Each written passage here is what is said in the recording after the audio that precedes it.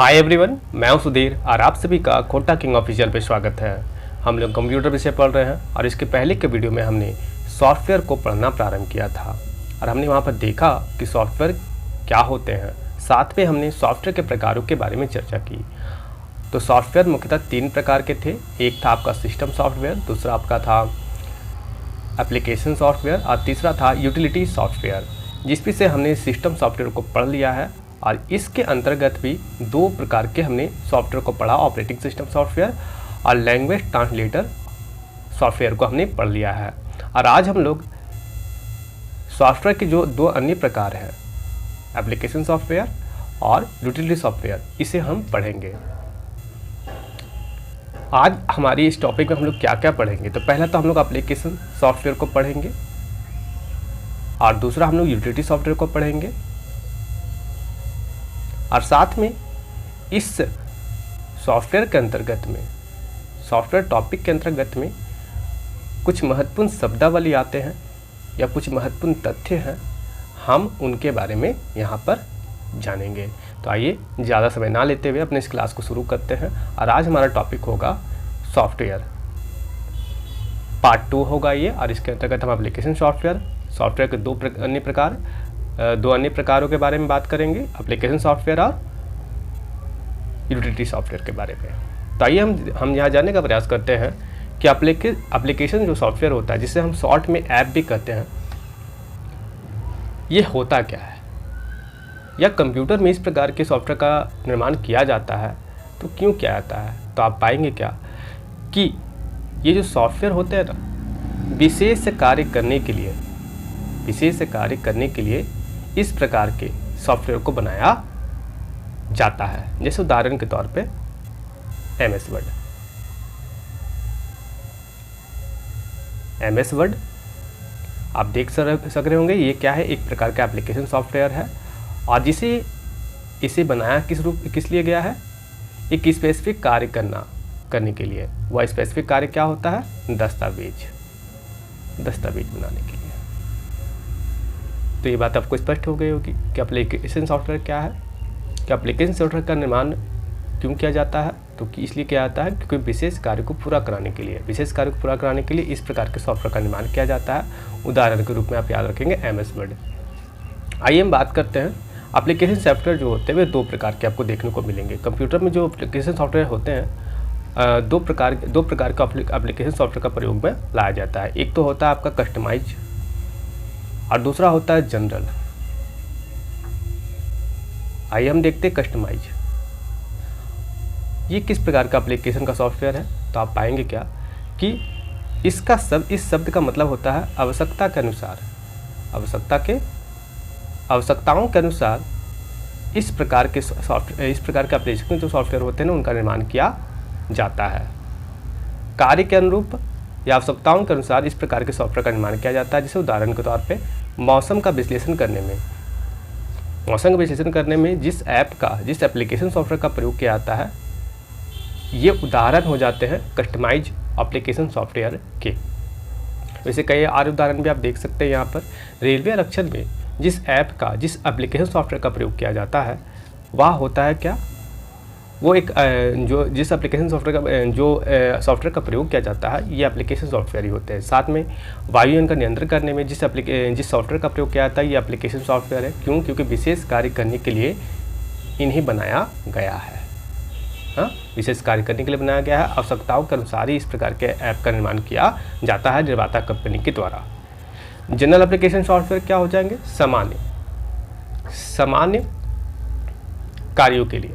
आप कह सकते हैं सामान्य कार्यों के लिए जो बनाए गए सॉफ्टवेयर होते हैं ना, उन्हें कहा जाता है वो जनरल एप्लीकेशन सॉफ्टवेयर है। जैसे उदाहरण के तौर पे माइक्रोसॉफ्ट के तौर जो बनाया गया है एमएस ऑफिस या वेब ब्राउज़र या मीडिया प्लेयर, कैड, ये जो सभी सॉफ्टवेयर है ना, ये जनरल एप्लीकेशन सॉफ्टवेयर के उदाहरण हैं। कुछ उदाहरणों को हम देख लेते हैं, कुछ एग्जाम्पलों को हम देख लेते हैं सामान्य एप्लीकेशन सॉफ्टवेयर के। जैसे आप देखेंगे क्या, वर्ड प्रोसेसिंग का जो सॉफ्टवेयर होता है, या स्प्रेडशीट का जो सॉफ्टवेयर होता है, डाटाबेस का जो सॉफ्टवेयर होता है, या प्रेजेंटेशन बनाने के लिए जो सॉफ्टवेयर होता है, या अकाउंटिंग का कार्य करने के लिए जो सॉफ्टवेयर का निर्माण किया जाता है, ये सभी के सभी एप्लीकेशन सॉफ्टवेयर है। मैं आपको इसके लिए ये जो हमने ये जो पढ़ा, इसे मैं आपको क्या करता हूँ, इसे मैं आपके लिए संक्षिप्त करता हूँ। एप्लीकेशन सॉफ्टवेयर क्या है, किसे कहें एप्लीकेशन सॉफ्टवेयर, तो एकदम याद रखें, ऐसे सॉफ्टवेयर जो किसी विशेष कार्य को पूरा करने के लिए बनाए जाते हैं उन्हें एप्लीकेशन सॉफ्टवेयर कहा जाता है। उदाहरण के तौर पे MS वर्ड एक प्रकार का एप्लीकेशन सॉफ्टवेयर है जिसका निर्माण किस लिए किया गया है, दस्तावेज के निर्माण के लिए। एप्लीकेशन सॉफ्टवेयर दो प्रकार के हो सकते हैं, एक कस्टमाइज हो सकता है, आवश्यकताओं के अनुसार क्या हो सकता है इसका निर्माण किया, आवश्यकताओं के अनुसार इसका निर्माण किया जाता है। जैसे उदाहरण के तौर पे वायुयान का नियंत्रण करने में जिस प्रकार के सॉफ्टवेयर का प्रयोग किया जाता है वो कस्टमाइज एप्लीकेशन सॉफ्टवेयर का उदाहरण है। और दूसरा प्रकार होता है जनरल एप्लीकेशन सॉफ्टवेयर, अर्थात सामान्य कार्यों को पूरा करने के लिए जो एप्लीकेशन के सॉफ्टवेयर बनाए जाते हैं उन्हें जनरल एप्लीकेशन सॉफ्टवेयर कहा जाता है। उदाहरण के तौर पे MS ऑफिस हो गया, वीडियो प्लेयर हो गया, मीडिया प्लेयर हो गया, ये सारे जो उदाहरण हो जाते हैं जनरल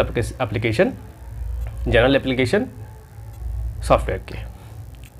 साथ में हमने यहाँ पर कुछ उदाहरणों को भी देख लिया था, ये सारे जो है ये जनरल एप्लीकेशन के कुछ उदाहरण हैं। आइए आगे बढ़ते हैं और हम बात करते हैं यूटिलिटी सॉफ्टवेयर के बारे में। यूटिलिटी सॉफ्टवेयर क्या है, या हमें क्यों बनाना पड़ा, कंप्यूटर में यूटिलिटी सॉफ्टवेयर का प्रयोग क्यों किया जाता है, या इसका निर्माण क्यों करके कंप्यूटर में प्रयोग किया जा रहा है। तो इतना याद रखें कि इसका मुख्य कार्य जो होता है ना, इसका मुख्य कार्य होता है कि यह कंप्यूटर को, यह सॉफ्टवेयर क्या करता है, कंप्यूटर को सरल बनाता है, साथ में अशुद्धियों से दूर रखता है, और कंप्यूटर को यह क्या करता है, विभिन्न प्रकार के खतरों से क्या करता है, सुरक्षा प्रदान करने के लिए इस प्रकार के सॉफ्टवेयर का निर्माण किया जाता है।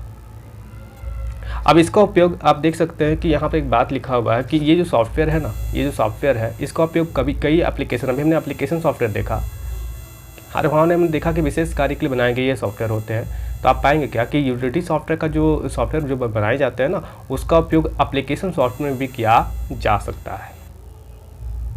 अब इसका ये बात आपको स्पष्ट हो गई होगी कि कंप्यूटर में इस प्रकार के सॉफ्टवेयर का प्रयोग क्यों किया जाता है, या इस प्रकार के सॉफ्टवेयर बनाए क्यों जाते हैं। तो बनाए क्यों जाते हैं, क्योंकि कंप्यूटर की कार्य क्षमता में वृद्धि करने के लिए इस प्रकार के सॉफ्टवेयर का निर्माण किया जाता है।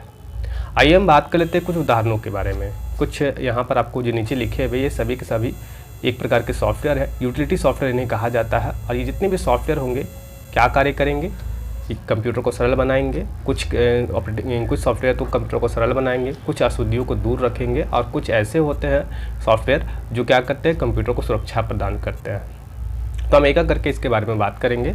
जैसे यहाँ पर कुछ ये सारे जो है यूटिलिटी सॉफ्टवेयर है, जैसे disk formatting, disk cleanup, backup program, antivirus utility, disk fragmentation, file manager जो का सॉफ्टवेयर होता है, data file compression utility software. तो यहाँ पर मैंने यहाँ पर सॉफ्टवेयर शब्द का प्रयोग नहीं किया है, तो आप इस रूप में भी याद रखने का प्रयास करेंगे। डिस्क फॉर्मेटिंग का सॉफ्टवेयर, डिस्क क्लीन करने का सॉफ्टवेयर, बैकअप प्रोग्राम का सॉफ्टवेयर है ये, और ये है एंटीवायरस यूटिलिटी का सॉफ्टवेयर। बाद में यहाँ नीचे जो बातें लिखी हुई है ये सभी सॉफ्टवेयर यूटिलिटी सॉफ्टवेयर है। और एक कार्य क्या करते हैं, कंप्यूटर को सरल बनाने का कार्य करेंगे, अशुद्धियों से दूर रखेंगे, साथ में कंप्यूटर को सुरक्षा प्रदान करने के लिए प्रदान करने वाले ही सॉफ्टवेयर है। आइए हम एक एक करके बात करते हैं इन सॉफ्टवेयर के बारे में, इन यूटिलिटी सॉफ्टवेयर के बारे में। डिस्क फॉर्मेटिंग, अब इस प्रकार के सॉफ्टवेयर का प्रयोग क्या होता है कंप्यूटर में, या इसे बनाया क्यों जाता है।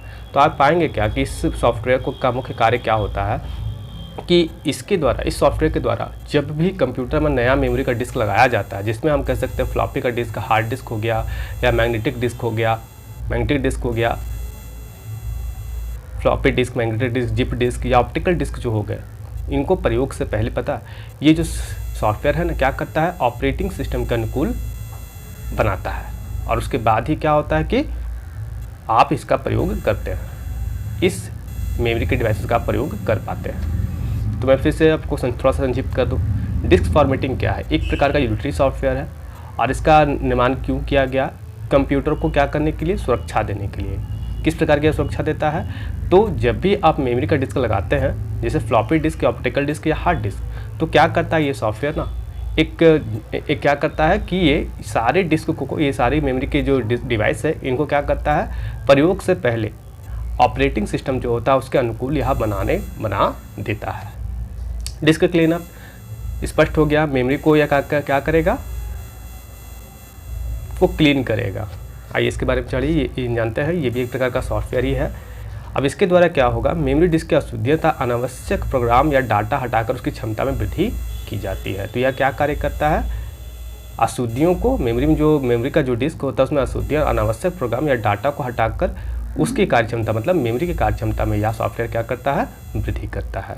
बैकअप प्रोग्राम ये क्या है, इसका मतलब साधारण से मैं आपको बताना चाहूँ, इसके द्वारा डाटा को बैकअप मेमोरी में, अर्थात हम कह सकते हैं कि यह किस प्रकार का सॉफ्टवेयर है, इसके माध्यम से क्या होता है कि इसके माध्यम से डाटा को ना बैकअप मेमोरी के रूप में आप CD या DVD मान सकते हैं, DVD या ब्लू रे डिस्क मान सकते हैं, CD DVD बैकअप मेमोरी के रूप में श्रेणी में आते हैं। तो इनका प्रयोग किया जाता है क्या चीज़, डाटा को स्टोर करने के लिए। तो बैकअप प्रोग्राम क्या हुआ, एक प्रकार का सॉफ्टवेयर है और इस सॉफ्टवेयर के द्वारा बैकअप मेमोरी में क्या कहता है, डाटा को स्टोर किया जाता है। अब ऐसी आवश्यकता क्यों पड़ी, हमें डाटा को बैकअप में मेमोरी, हम मेमोरी में अब जानते हैं कंप्यूटर में सेकेंडरी मेमोरी के रूप में हार्ड डिस्क हम लोग प्रयोग करते हैं। तो फिर क्या आवश्यकता पड़ जाती है कि हमें बैकअप के रूप में मेमोरी का प्रयोग करना पड़ता है, अन्य मेमोरी का प्रयोग करना पड़ता है। तो आप पाएंगे क्या कि कंप्यूटर में लगा मेमोरी जो डिस्क होता है ना, उसके क्षतिग्रस्त हो जाने पर, हार्ड डिस्क जानते हैं मूविंग पार्ट होता है, भौतिक चक्र उसमें होता है, उसे ख़राब होने की संभावना बनी रहती है, जिस कारण से क्या है कि ऐसी स्थिति आ जाती है कि उस सारे जो डाटा है ना वह क्षतिग्रस्त हो सकते हैं। तो ऐसी स्थिति में इससे बचने के लिए क्या कहता है, डाटा को ना कंप्यूटर से अलग किसी मेमोरी में डिस्क पर सुरक्षित, मेमोरी डिस्क जो होता है जैसे CD DVD या कुछ अन्य प्रकार के पेन ड्राइव हो गए, मेमोरी कार्ड हो गए, वहाँ पे क्या कहता है, डाटा को स्टोर किया जाता है। और ये सारे कार्य किसके माध्यम से किए जा सकते हैं, ये बैकअप प्रोग्राम का जो सॉफ्टवेयर है इसके माध्यम से किया जाता है। तो याद रखेंगे कि बैकअप प्रोग्राम को बैकअप यूटिलिटी प्रोग्राम भी कहते हैं। अब यहाँ पर एक बात लिखा हुई, ये भी एक प्रकार का प्रोग्राम, एक प्रकार का सॉफ्टवेयर ही है, एंटीवायरस यूटिलिटी, ये भी एक प्रकार का सॉफ्टवेयर है। और कंप्यूटर में इसका मुख्य कार्य क्या होता है, तो कंप्यूटर में इसका मुख्य कार्य होता है जो मलिशियस प्रोग्राम होते हैं, जो वायरस जो होते हैं ना, उसको निष्क्रिय करने के लिए इस प्रकार के सॉफ्टवेयर को क्या किया जाता है, बनाया जाता है। आइए हम यहाँ पर कुछ अन्य चीज़ों के बारे में भी जानते हैं। जब हमने एंटीवायरस के बारे में बात किया तो हम यहाँ बात करेंगे वायरस के बारे में भी। एंटीवायरस क्या है, एक प्रकार का प्रोग्राम है और इसको बनाया क्यों किया जाता है, बनाया इसलिए जाता है कि जो वायरस का जो प्रोग्राम होता है उनको निष्क्रिय करने के लिए इस प्रकार के प्रोग्राम को कंप्यूटर में क्या किया जाता है, बनाया जाता है। आइए हम कुछ बातें कर ले, जैसे वायरस क्या होता है, कंप्यूटर के संदर्भ में वायरस क्या होता है इसे देखिए। पहले तो इसका पूर्ण रूप याद रखेंगे, हो सकता है आपका एग्जामिनर इसका पूर्ण रूप आपसे पूछ ले, तो पूर्ण रूप याद रखेंगे, vital information resources under seize.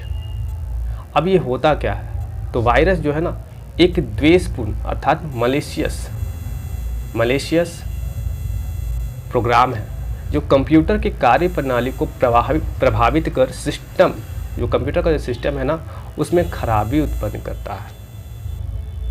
ये जो वायरस है ना जानबूझकर लिखा गया एक छोटा प्रोग्राम है जो कंप्यूटर का जो सॉफ्टवेयर होता है ना, सॉफ्टवेयर से स्वयं को यहाँ जोड़ लेता है।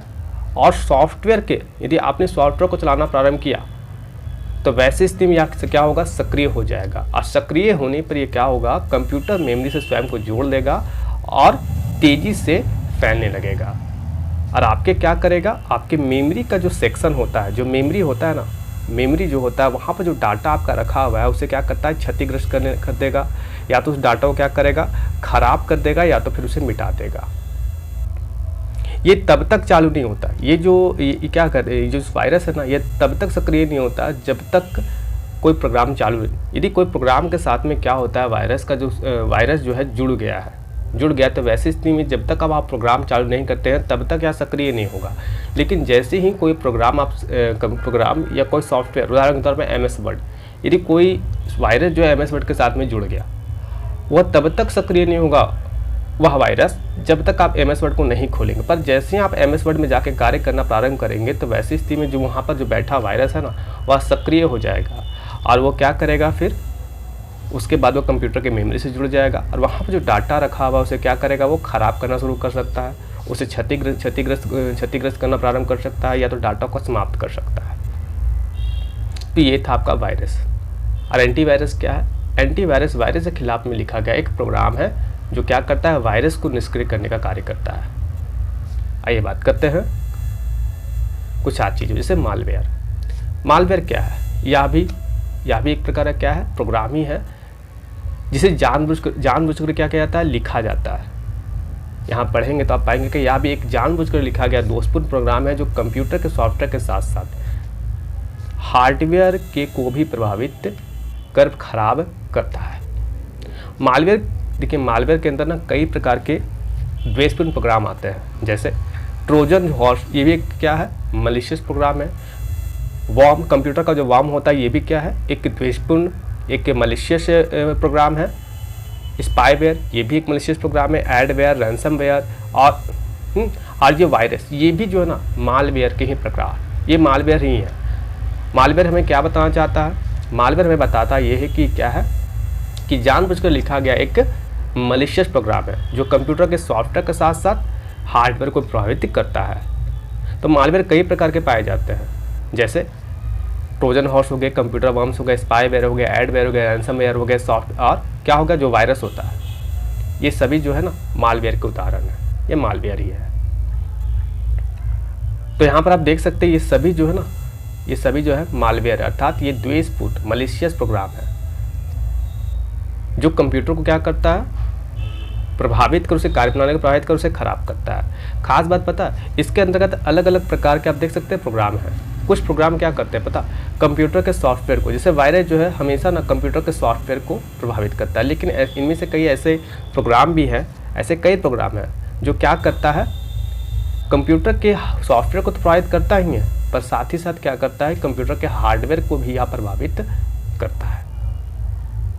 तो उदाहरण को याद रखेंगे आप। तो मालवेयर क्या है, मालवेयर एक जानबूझकर लिखा गया मलिशियस प्रोग्राम है जो कंप्यूटर के सॉफ्टवेयर के साथ साथ हार्डवेयर को भी प्रभावित करता है। कुछ प्रकार के बारे में हमने बात कर लिया, worms, Trojan horse, virus, spyware, adware, ransomware, rootkit और बैकडोर। आइए इसे एक आरेख चित्र से समझते हैं। आप देख रहे हैं ये रैंसमवेयर, रैंसमवेयर क्या है, मालवेयर ही है, एक प्रकार का मालवेयर है, द्वेषपूर्ण मलिशियस प्रोग्राम है। तो ये क्या, इससे क्या मतलब कि ये कंप्यूटर को किस प्रकार प्रभावित करता है, तो आप पाएंगे क्या कि इसके माध्यम से इस प्रोग्राम के माध्यम से लोगों क्या कहता है, ब्लैकमेल किया जाता है। क्या क्या आता है कि क्या क्या आता है कि पहले तो उस व्यक्ति को क्या क्या आता है कि इस प्रोग्राम को इंस्टॉल करने के लिए मजबूर किया जाता है। उस व्यक्ति को पता भी नहीं चलता और वो क्या होता है कि उसे कंप्यूटर में यह प्रोग्राम जो है स्टोर हो जाता है और वहाँ से क्रिटिकल जो डाटा है वो उसे क्या करता है, चुरा लेता है और उसके बाद उस व्यक्ति को क्या करता है, ब्लैकमेल करके पैसे की डिमांड करता है। स्पाईवेयर क्या है, ये भी एक छोटा प्रोग्राम है, मलिशियस प्रोग्राम है और ये क्या होता है, जासूसी का कार्य करता है। एक व्यक्ति, एक यूजर को पता भी नहीं चलेगा कि उसके कंप्यूटर में क्या हो रहा है, जासूसी का कार्य किया जा रहा है। एडवेयर क्या है, ये क्या है, ये स्पैम विथ एड्स। अब देखिए क्या होता है कि जो ऐड आते हैं ना कंप्यूटर पे, जो ऐड आते हैं वहाँ पे क्या क्या आता है, इन ऐड के माध्यम से क्या क्या आता है, लोगों को ठगने का प्रयास किया जाता है। वॉर्म क्या है, ये स्प्रेड अक्रॉस अ कंप्यूटर, ये है आपका, ये अलग अलग प्रकार के आप देख सकते हैं। ये सभी जो उदाहरण है मालवेयर के उदाहरण है। आइए हम बात करते हैं, अभी हम बात कर रहे थे, किसके बारे में हमने बात कर रहे थे, हम बात कर रहे थे यूटिलिटी सॉफ्टवेयर के बारे में, जिसमें हमने सबसे पहले देखे जो डिस्क का जो फॉर्मेटिंग होता है, disk formatting, disk cleanup, backup program, antivirus utility हमने देख लिया। अब हम बात करते हैं ये भी एक प्रकार का यूटिलिटी सॉफ्टवेयर है और यह इसे बनाया क्यों जाता है, इसे हम देखते हैं। तो यहाँ क्या होता है, किसका निर्माण क्यों किया जाता है, इसका कार्य क्या होता है या किस प्रकार के कार्य सॉफ्टवेयर के द्वारा हम कर सकते हैं, वो आप देखें। या स्टोर किए गए जो विभिन्न प्रकार के जो फाइल होते हैं ना, विभिन्न प्रकार के जो फाइल होते हैं उनके भी जो खाली स्थान होता है व्यवस्थित कर क्या करता है, मेमोरी प्रबंधन को बेहतर बनाता है। तो हम यहाँ पे ये कह सकते हैं कि ये सॉफ्टवेयर क्या कर रहा है, तो यह सॉफ्टवेयर जो है मेमोरी प्रबंधन को बेहतर बनाने का कार्य करता है। या हम इसे इस रूप में कर सकते हैं, मेमोरी प्रबंधन को बेहतर बनाने के लिए इस प्रकार के यूटिलिटी सॉफ्टवेयर का निर्माण किया जाता है। फाइल मैनेजर क्या है, ये भी एक प्रकार का यूटिलिटी सॉफ्टवेयर है। अब इसका निर्माण क्यों किया जा रहा है, तो फाइल एंड आर फोल्डर के प्रबंधन के लिए, फाइल और फोल्डर के प्रबंधन के लिए इस प्रकार के सॉफ्टवेयर का क्या आता है, यूटिलिटी सॉफ्टवेयर का निर्माण किया जाता है। यहाँ मैं आपके लिए इसे पढ़ूँ तो आप पाएंगे क्या कि यहाँ लिखा हुआ है कि फाइल और फोल्डर के प्रबंधन के लिए निर्मित सॉफ्टवेयर क्या कहलाता है, फाइल मैनेजर कहा जाता है, फाइल मैनेजर कहलाता है। फाइल तथा फोल्डर को ट्री के रूप में फाइल, देखिए जो फाइल मैनेजर होता है ना, ये फाइल तथा फोल्डर को किस स्ट्रक्चर में प्रदर्शित करता है, इस ट्री के स्ट्रक्चर के रूप में क्या करता है, प्रदर्शित करता है। बस अभी इतना ही आप याद रखेंगे। Data file compression utility software, ये भी एक प्रकार का सॉफ्टवेयर है। इसका प्रयोग किस लिए किया जाता है, तो ये क्या करता है, इस प्रकार के सॉफ्टवेयर का कंप्यूटर में क्या कार्य करेगा, फाइल को और फाइल के आकार को छोटा करने के लिए, फाइल के आकार को छोटा करने के लिए इस प्रकार के सॉफ्टवेयर का निर्माण कर कंप्यूटर में प्रयोग में लाया जाता है। यहाँ में कुछ बातें लिखी हुई है data file compression utility software के बारे में, इसे हम पढ़ते हैं, ऐसे हम समझने का थोड़ा प्रयास करेंगे। वैसे आप स्पष्ट हो गए, फाइल के आकार को छोटा करने के लिए इस प्रकार के सॉफ्टवेयर का निर्माण किया जाता है। इस यूटिलिटी प्रोग्राम का उपयोग फाइल के आकार को छोटा करने के लिए किया जाता है ताकि वह मेमोरी में कम से कम जगह ले तथा उसे नेटवर्क पर कम समय में ट्रांसफ़र किया जा सके। स्पष्ट हो गए होंगे। JPEG, MP3, MPEG format compressed फाइलों के ही क्या है, उदाहरण है। आइए हम बात करते हैं कुछ महत्वपूर्ण तथ्यों के बारे में। उसके पूर्व हम यहाँ पर देखें हमने भी क्या क्या पढ़ा है वो हम देख लेते हैं, एक बार इसको रिकैप कर लेते हैं। हमने पढ़ा एप्लीकेशन सॉफ्टवेयर जिसे शॉर्ट फॉर्म में हम ऐप भी कहते हैं, दो प्रकार के होते हैं, कस्टमाइज एप्लीकेशन सॉफ्टवेयर और जनरल एप्लीकेशन सॉफ्टवेयर। उसके बाद हमने पढ़ना प्रारंभ किया यूटिलिटी सॉफ्टवेयर को। कई प्रकार के हमने देखा कि यहाँ पर कई प्रकार के यूटिलिटी सॉफ्टवेयर है। यूटिलिटी सॉफ्टवेयर क्या कार्य कर रहा है, कंप्यूटर को सरल बनाने का कार्य कर रहा है, अस्थिति से दूर रख रहा है, कंप्यूटर को सुरक्षा प्रदान करने के लिए इस प्रकार के सॉफ्टवेयर का निर्माण किया जाता है। कई प्रकार हमने देखा, मुख्यतः 7 प्रकार हमने यहाँ पर इसको देखा है। Disk formatting, disk cleanup, backup program, antivirus utility, data fragmentation, file manager और डाटा और फाइल कंप्रेशन यूटिलिटी। ये भी क्या आते हैं, ये छोटे छोटे प्रोग्राम हैं और ये सभी क्या है, यूटिलिटी सॉफ्टवेयर है। इनके माध्यम से क्या होता है, कंप्यूटर को सरल बनाया जाता है। साथ ही हम कह सकते हैं कंप्यूटर को अस्थिति से दूर रखने के लिए इस प्रकार के सॉफ्टवेयर का निर्माण करके किया जाता है। साथ में ये क्या करते हैं, जैसे एंटीवायरस जो यूटिलिटी सॉफ्टवेयर है ना, ये क्या करता है, कंप्यूटर को ना वायरस जो मलिशियस प्रोग्राम होते हैं उससे सुरक्षा प्रदान करता है। आइए हम बात करते हैं, जैसे हमने बताया था तीसरे खंड में हम क्या पढ़ेंगे, कुछ महत्वपूर्ण शब्दावली को जानेंगे या कुछ महत्वपूर्ण तथ्य को हम यहाँ पर जानने का प्रयास करेंगे। अब यहाँ पर कुछ चीज़ें यहाँ पर लिखी हुई है, आप इसे पढ़ सकते हैं। पहला तो सॉफ्टवेयर पैकेज क्या होता है, पब्लिक डोमेन सॉफ्टवेयर क्या होते हैं, शेयरवेयर क्या होते हैं, फ्रीवेयर क्या होते हैं, ग्रुप वेयर क्या होते हैं, फर्मवेयर क्या होते हैं, टेस्टिंग और डिबगिंग क्या होता है, कर्नेल क्या होता है, वायरस, देखिए हमने यहाँ पर पढ़ लिया तीनों के बारे में, वायरस, स्पाईवेयर, मालवेयर, इस सारी चीज़ों के बारे में हमने पढ़ लिया। बायोस क्या होता है, पोस्ट क्या होता है, बूटिंग क्या होता है, डिवाइस ड्राइवर क्या होता है, यूजर इंटरफेस क्या होता है। यहाँ पर 2 प्रकारों के बारे में, कमांड लाइन इंटरफेस क्या होता है या ग्राफिकल जो इंटरफेस क्या होता है, हम इसके बारे में यहाँ पर जानेंगे। सबसे पहले बात करते हैं सॉफ्टवेयर पैकेज। सॉफ्टवेयर पैकेज क्या होता है, तो किसी विशेष उद्देश्य के लिए बनाए गए अनेक सॉफ्टवेयर का समूह जिसे यूजर को एक साथ प्रयोग के लिए उपलब्ध कराया जाता है, सॉफ्टवेयर पैकेज कहलाता है। सॉफ्टवेयर पैकेज कहिए या सॉफ्टवेयर सूट कहिए, ये दोनों सॉफ्टवेयर पैकेज कहिए या सॉफ्टवेयर सूट, दोनों एक ही चीज़ है। तो जो MS ऑफिस है ना, माइक्रोसॉफ्ट कंपनी के द्वारा जो MS ऑफिस का जो सॉफ्टवेयर बनाया गया है ना, ये सॉफ्टवेयर पैकेज का उदाहरण है।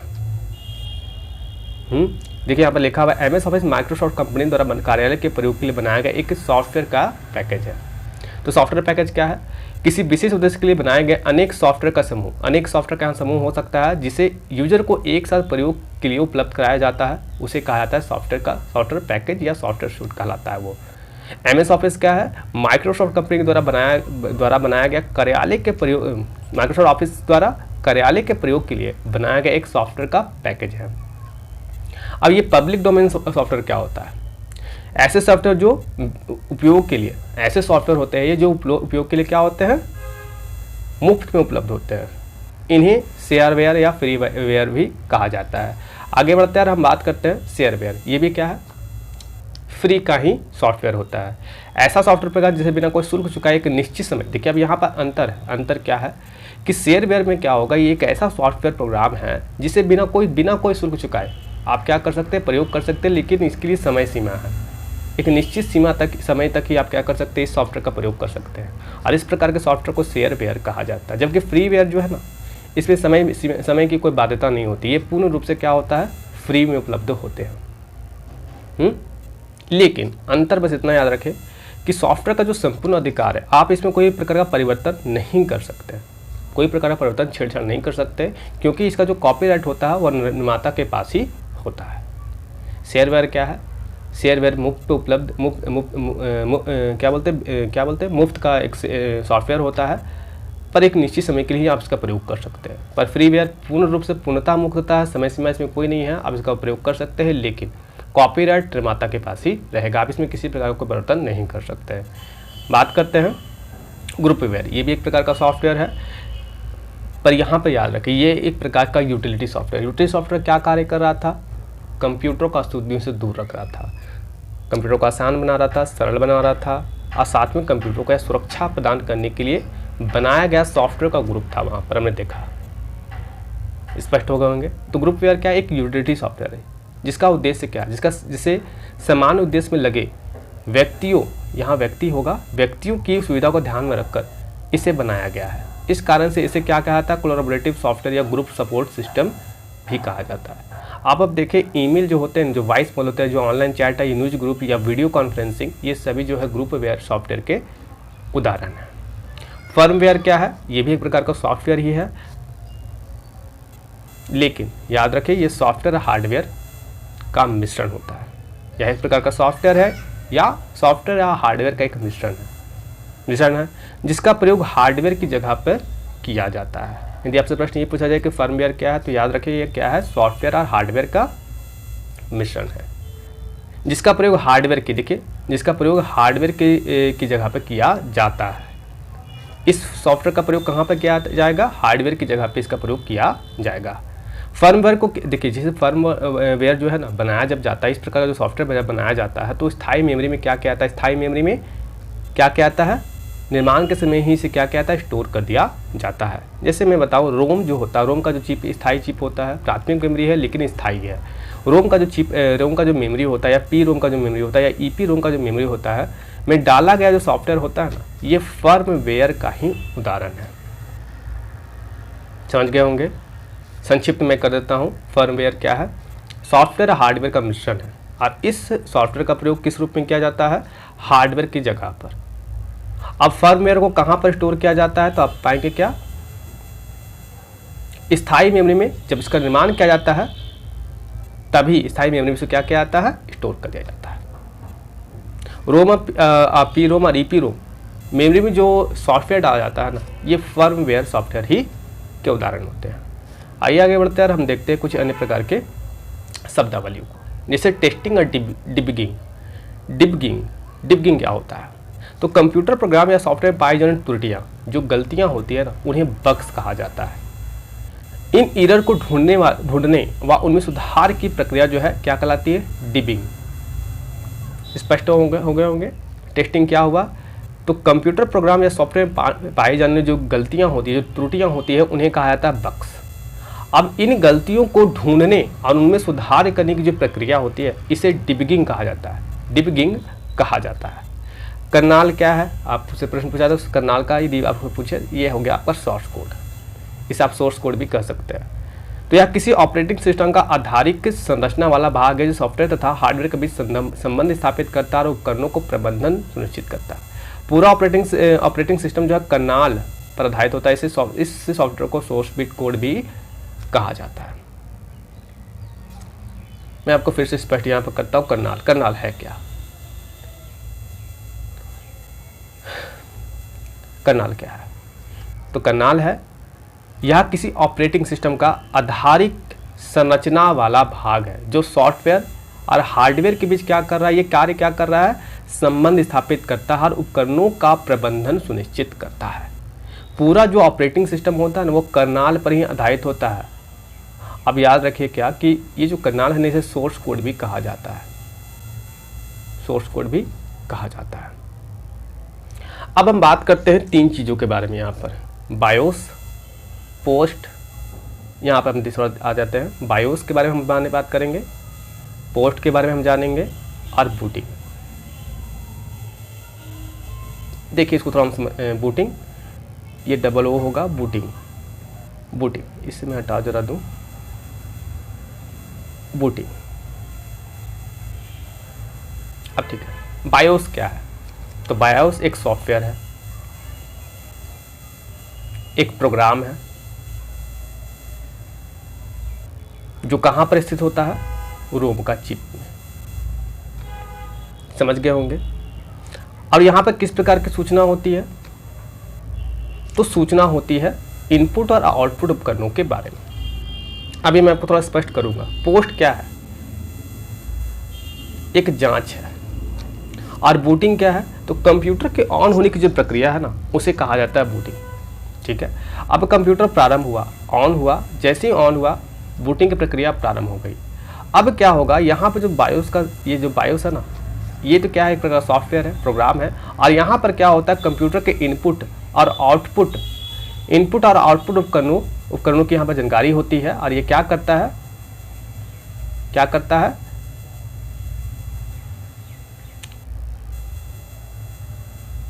इस प्रक्रिया के दौरान कंप्यूटर के इनपुट और आउटपुट उपकरणों की यह जांच करता है कि उपकरण जो है, इनपुट का उपकरण या आउटपुट का उपकरण सही से लगा हुआ है या नहीं। और यदि सही से नहीं लगा हुआ है या नहीं भी लगा हुआ है, तो वैसी स्थिति में ये क्या करता है, कंप्यूटर के स्क्रीन पर आपको सूचित कर देता है कि कीबोर्ड नहीं लगा हुआ है या कीबोर्ड सही से प्लग इन नहीं है। और ये पोस्ट फिर क्या हुआ, तो पोस्ट क्या हुआ आपको थोड़ा मैं से बताऊं। तो जब कंप्यूटर प्रारंभ होता है तो ये प्रक्रिया तो कहलाती है बूटिंग। अब जब बूटिंग की प्रक्रिया के दौरान में क्या होता है, इसमें जो सूचना है इसके अंतर्गत यहाँ पर ये इनपुट और आउटपुट, कंप्यूटर के इनपुट और आउटपुट उपकरणों की जांच की जाती है। और ये जो जांच जो है ना, ये जो जांच है, इस जांच को कहा जाता है पोस्ट। स्पष्ट हो गए होंगे। आइए एक करके इसके बारे में हम बात करते हैं। बायोस यह एक सॉफ्टवेयर है जिसे मदरबोर्ड पे बने स्थायी रोम चिप, रोम का जो मेमोरी होता है ना, निर्माण के समय ही स्टोर कर दिया जाता है। जैसे ही कंप्यूटर ऑन होता है, बायोस पासवर्ड तथा हार्डवेयर की जांच करता है। हार्डवेयर में इनपुट आउटपुट डिवाइस हो गए, उसकी जांच करेगा और स्वतः ही बूटिंग की प्रक्रिया देखिए बूटिंग की प्रक्रिया शुरू हो जाती है। बायोस जो है ना, पेरीफेरल जो बाहर में उपकरण होते हैं ना, जैसे इनपुट और आउटपुट डिवाइस की जांच करता है। मैंने आपको बताया यही बात है। आगे बढ़ते हैं, हम बात करते हैं पोस्ट। वैसे इसका पूर्ण रूप याद रखेंगे, बायोस का बेसिक इनपुट आउटपुट सिस्टम है। क्या? एक प्रकार का सॉफ्टवेयर है। और जब बूटिंग की प्रक्रिया चल रही है, जब कंप्यूटर को ऑन किया जाता है, तो वह प्रक्रिया जो है बूटिंग कहलाती है। और इस प्रक्रिया के दौरान में क्या होता है, यहाँ पर ये जो क्या करता है, कंप्यूटर के इनपुट और आउटपुट उपकरणों की जांच करता है। और इस जांच को पोस्ट कहा जाता है। अब हम देख लेते हैं पोस्ट। पोस्ट क्या है? पावर ऑन सेल्फ टेस्ट, एक प्रकार की जांच है, एक प्रकार की जांच है। ये बात अब स्पष्ट हो गए होंगे। यहाँ मैं आपके लिए इसे पढ़ता, जैसे ही कंप्यूटर ऑन किया जाता है, बायोस स्वतः ही कंप्यूटर में लगे सभी इनपुट आउटपुट उपकरणों की जांच करता है और उन्हें उपयोग के लायक बनाता है। इस जांच की प्रक्रिया, ये जो जांच होता है ना, इस जांच को पोस्ट कहा जाता है, power on self test. Post booting प्रक्रिया का ही एक भाग है। बूटिंग क्या है? तो कंप्यूटर के ऑन होने की जो प्रक्रिया होती है ना, इसे कहा जाता है बूटिंग। अब बूटिंग दो प्रकार की होती है, एक होता है कोल्ड बूट और दूसरा होता है वार्म बूट। हम इसके बारे में जानेंगे। जैसे जब किसी बंद कंप्यूटर को स्टार्ट बटन या पावर का जो बटन होता है उसे दबाकर चालू किया जाता है, तो यह जो कंप्यूटर में ये जो बूटिंग की प्रक्रिया है ना, इसे कोल्ड बूटिंग कहा जाता है। या हम यहाँ पे ये साथ में एक और स्थिति यहाँ पर याद रखें कि रीसेट का, कंप्यूटर ऑन है और रीसेट का बटन दबा करके क्या करें कि बूटिंग की प्रक्रिया को शुरू करेंगे आप, तो कंप्यूटर की बूटिंग की प्रक्रिया जो है ना, क्या कहलाएगी? Cold boot. मैं आपको थोड़ा स्पष्ट करता हूँ कोल्ड बूट क्या है। आप कंप्यूटर को क्या करें, स्टार्ट बटन के माध्यम से शुरू करें, तो ये जो कंप्यूटर की बूटिंग की जो प्रक्रिया है, ये कोल्ड बूट कहलाएगी। या कंप्यूटर ऑन है और वहाँ पर आपने रीसेट किया तो भी यह जो प्रक्रिया है कंप्यूटर की, या जो कंप्यूटर में बूटिंग की जो प्रक्रिया है, ये क्या कहलाएगा? Cold boot. और यहाँ पर आप पाएंगे क्या ना, कि यहाँ पर ये जो रीसेट वाला है ना, ये रीसेट बटन दबा करके बूटिंग की प्रक्रिया शुरू की जाती है। जब की जाती है ना तो कंप्यूटर में पावर सप्लाई को रोक दिया जाता है, तब जा करके यह क्या होता है, यह प्रक्रिया शुरू की जाती है बूटिंग की। और इस प्रकार के बूट को हम लोग क्या कहते हैं, कोल्ड बूट। पर वार्म बूट अलग है। वार्म बूट क्या है उसे हम समझते हैं, इसका महत्व कंप्यूटर में क्या है। जब पहले से, अब देखिए क्या हुआ, वहाँ कंप्यूटर ऑन था और हमने रीसेट का बटन दबा कर क्या किया, बूटिंग की प्रक्रिया शुरू की। अब बूटिंग प्रक्रिया क्यों की जाती है, आउटपुट और इनपुट उपकरणों की जांच के लिए, इनपुट आउटपुट उपकरणों की जांच करने के लिए ही ना। तो यहाँ पर भी क्या होगा कि कंप्यूटर ऑन होगा, ठीक है, कंप्यूटर ऑन होगा और यहाँ पर फिर बूटिंग की प्रक्रिया करवाई जाएगी। लेकिन रीसेट में क्या होगा, पावर का जो सप्लाई था उसे बंद कर दिया जाएगा, लेकिन यहाँ पर पावर सप्लाई बंद नहीं किया जाएगा और क्या किया जाएगा, फिर से बूट करवाया जाएगा कंप्यूटर को। तो इसे क्या कहा जाएगा कि ये वार्म बूट है। अब आप ऐसा कैसे कर सकते हैं, कंप्यूटर ऑन है तो आप क्या करें, कीबोर्ड पर जो control plus alt plus delete ये जो बटन होते हैं ना को एक साथ दबाकर या रिस्टार्ट कमांड पर क्लिक करके वार्म बूटिंग की प्रक्रिया क्या कर सकते हैं, आप शुरू कर सकते हैं। अब देखिए ये जो है ना, वार्म बूटिंग की आवश्यकता कंप्यूटर में पड़ती क्यों है, इसे हम थोड़ा देखते हैं। जब आपका कंप्यूटर हैंग हो जाता है ना, आपका कंप्यूटर हैंग हो गया या किसी भी कमांड पे कोई प्रतिक्रिया नहीं दे रहा है तथा ये किसी कमांड पे कोई प्रतिक्रिया नहीं दे रहा है, तो वैसी स्थिति में आपको इसकी ज़रूरत पड़ेगी, वार्म बूट की। कंप्यूटर हैंग हो गया है, परेशान मत होइए, आप क्या कीजिए, कीबोर्ड का जो कंट्रोल है, अल्ट और डिलीट का जो बटन है, इसको एक साथ दबाइए और जो बूट की प्रक्रिया है ना ये शुरू हो जाएगी। पर ख़ास बात है कि कंप्यूटर में ना पावर सप्लाई नहीं जाएगी, कंप्यूटर को बंद करने की आवश्यकता नहीं है। तो आप, उम्मीद करता हूँ ये बातें आपको समझ में आई होगी। आइए बात करते हैं डिवाइस ड्राइवर के बारे में। ये क्या होता है, ये क्या है, ये भी एक प्रकार का क्या है, सॉफ्टवेयर है। ये किस प्रकार सॉफ्टवेयर है हम इसे देखते हैं। किसी विशेष हार्डवेयर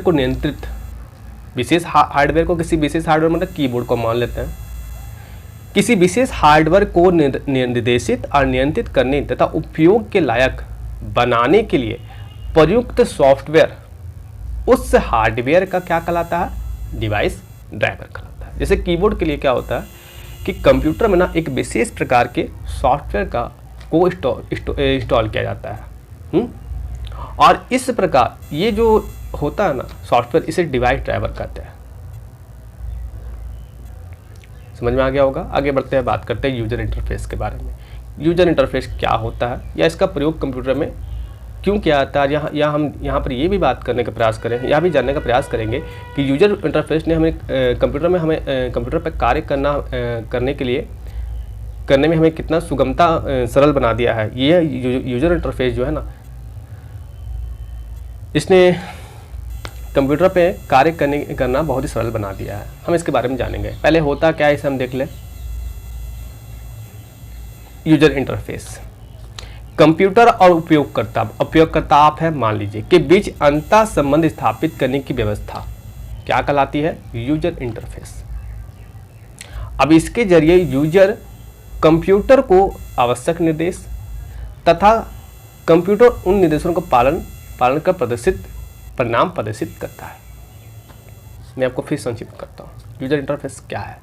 तो यूजर इंटरफेस कंप्यूटर और उपयोगकर्ता के बीच क्या करता है, अंतर संबंध स्थापित करता है। अंतर संबंध स्थापित करने की एक व्यवस्था है क्या, एक व्यवस्था है अंतर संबंध, यूजर और कंप्यूटर के बीच में अंतर संबंध स्थापित करने की एक व्यवस्था है। और इस व्यवस्था के जरिए कंप्यूटर को एक यूजर जो है ना आवश्यक निर्देश दे सकता है और कंप्यूटर उन निर्देशों को पालन करके क्या करता है, परिणाम प्रदर्शित करता है। अब यूजर इंटरफेस दो प्रकार के हो सकते हैं, एक कस्टमाइज लाइन इंटरफेस और दूसरा होता है ग्राफिकल यूजर इंटरफेस। पहले हम बात करते हैं कमांड लाइन इंटरफेस के बारे में। ये क्या है, इसमें कंप्यूटर को लिखित कमांड टाइप ही करके निर्देश दिया, अर्थात कीबोर्ड के माध्यम से आप क्या कर सकते हैं, कंप्यूटर को निर्देश दे सकते हैं और उससे अपना मनचाहा कार्य करवा सकते हैं। लेकिन इसके बाद परेशानी ये है ना कि आपको प्रत्येक एक यूजर को आपको विभिन्न प्रकार के विभिन्न जो कमांड होते हैं आपको याद रखना पड़ता है। MS-DOS डिस्क ऑपरेटिंग सिस्टम, ये जो है ना माइक्रोसॉफ्ट ऑफिस के द्वारा बनाया गया एक ऑपरेटिंग सिस्टम था। ये कमांड लाइन इंटरफेस पर आधारित एक ऑपरेटिंग सिस्टम था। आज के समय में इस ऑपरेटिंग सिस्टम का प्रयोग नहीं किया जाता, इसके स्थान पे MS विंडोज़ का प्रयोग किया जाता है और ये ग्राफिकल यूजर इंटरफेस पर आधारित एक ऑपरेटिंग सिस्टम है। हम बात करते हैं ग्राफिकल यूजर इंटरफेस, ये क्या होता है। पूर्ण रूप याद रखेंगे, हो सकता है आपको GUI का फुल फॉर्म पूछ दिया जाए आपसे। Graphical user interface, graphical user interface ये क्या होता है। अभी तो हमने देखा कमांड लाइन देखा, जहां पर कीबोर्ड के माध्यम से कंप्यूटर को निर्देश दिया जा सकता था। लेकिन मुश्किल क्या था कि यूजर को कई सारे कमांड याद रखने पड़ते थे यदि कंप्यूटर में कार्य करना है। लेकिन ये जो GUI है ना, कार्य करने के लिए, हमें कंप्यूटर पे कार्य करने के लिए क्या करता है, हमें चित्र उपलब्ध करवाता है, आइकन उपलब्ध करवाता है। और हम ये क्या कर सकते हैं, इन आइकनों को सहायता से क्या कर सकते हैं, इन आइकनों को क्या कर सकते हैं, कीबोर्ड या माउस के द्वारा इन आइकनों को क्लिक कर सकते हैं और उस कमांड को हम क्या कर सकते हैं, एग्जीक्यूट करवा सकते हैं। जैसे माई डॉक्यूमेंट, आप एक आइकन देखते होंगे कंप्यूटर में, माई डॉक्यूमेंट। आप क्या करें, कीबोर्ड का प्रयोग करें या माउस का प्रयोग करें, इस आइकन में क्लिक करें आप। इसका मतलब क्या है पता, आपने जब क्लिक किया माउस से तो ये आपने यहाँ पर माई कंप्यूटर को कमांड दिया। जैसे ही क्लिक करेंगे ये क्या होगा, ये खुल जाएगा ये पेज आपका माई कंप्यूटर का। यहाँ पर जो भी आपकी सूचनाएं हैं या डाटा है, आप उसका फिर प्रयोग कर पाएंगे। देखिए मैं यहाँ पर कुछ बातें लिखी हुई है, इसे हम देखते हैं। ग्राफिकल यूजर इंटरफेस क्या है, बस इतना याद रखें कि यहाँ पर चित्रों के माध्यम से क्या हो सकता है, कंप्यूटर को निर्देश दिया जा सकता है और सरलता से कार्य किया जा सकता है। इसके लिए इनपुट डिवाइस के रूप में आप कीबोर्ड का या माउस का प्रयोग कर सकते हैं। आइए देखिए, ग्राफिकल यूजर इंटरफेस में कंप्यूटर का जो ऑपरेटिंग सिस्टम होता है ना, उसके द्वारा चित्रों के माध्यम से दर्शाया जाता है। अब देखिए ग्राफिकल यूजर इंटरफेस में कंप्यूटर ऑपरेटिंग का जो सिस्टम होता है द्वारा चित्रों के माध्यम से दर्शाया जाता है, जिन्हें क्या कहा जाता है, आइकन कहा जाता है। यूजर स्क्रीन पर आइकन, मेन्यू और विंडोज के माध्यम से प्रदर्शित कमांड को कीबोर्ड या माउस द्वारा क्लिक कर उस कमांड को क्या कर सकता है, एग्जीक्यूट करवा सकता है। इस तरह GUI कंप्यूटर के उपयोग को सरल बनाता है। विंडोज और लाइनक्स, कंप्यूटर में विंडोज और लाइनक्स ये जो दो ऑपरेटिंग सिस्टम है, ये यूजर इंटरफेस पर आधारित ऑपरेटिंग सिस्टम है। तो ये था हमारा सॉफ्टवेयर का पार्ट 2, जिसके अंतर्गत हमने एप्लीकेशन के सॉफ्टवेयर को देखा, यूटिलिटी सॉफ्टवेयर को देखा और कुछ महत्वपूर्ण तथ्यों को जाना, जहां हमने बायोस को, पोस्ट को, बूटिंग की प्रक्रिया को समझा। साथ में हमने ग्रुपवेयर, फ्रीवेयर, शेयरवेयर, उन सारी चीज़ों के बारे में हमने जाना और अंत में हमने यूजर इंटरफेस के बारे में हमने जाना। तो उम्मीद करता हूँ कि आज का यह लेक्चर आप सभी को पसंद आया होगा। तो मिलते हैं एक अगले वीडियो में, तब तक के लिए आप सभी का बहुत बहुत धन्यवाद।